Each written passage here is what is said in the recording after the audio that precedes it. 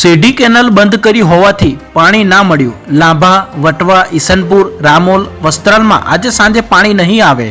આવતીકાલે સવારે ઉપલબ્ધ જથ્થા મુજબ મળશે.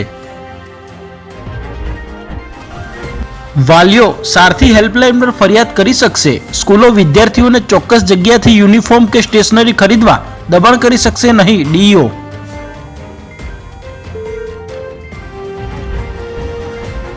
ટિકિટ ચોરીના દૂષણથી સુરત મ્યુનિસિપલ કોર્પોરેશનને મોટું નુકસાન. સિટી બસના યાત્રીઓ સાથે ગેરવર્તન કરતા 1032 કંડક્ટરને 17 મહિનામાં બ્લેકલિસ્ટ કરાયા. સૌથી વધુ ટિકિટ ન આપવાની ફરિયાદ. ભાજપના સાંસદે જ ભ્રષ્ટાચારની વાત સ્વીકારી.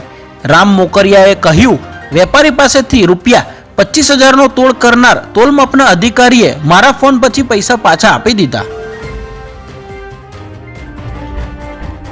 રાજકોટ મહાનગરપાલિકાની વેબસાઇટ પર સાયબર હુમલો. ડેપ્યુટી કમિશનરે કહ્યું, માત્ર શંકાસ્પદ એક્ટિવિટી જોવા મળી છે. તમામ ડેટા સલામત છતાં તપાસ શરૂ કરવામાં આવી.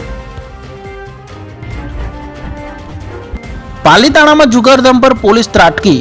ઠાળજ ગામની વાડીમાં 3 પત્તીનો જુગાર રમતા 7 શખ્સોએ પકડાયા. ₹41,600નો મુદ્દામાલ જપ્ત.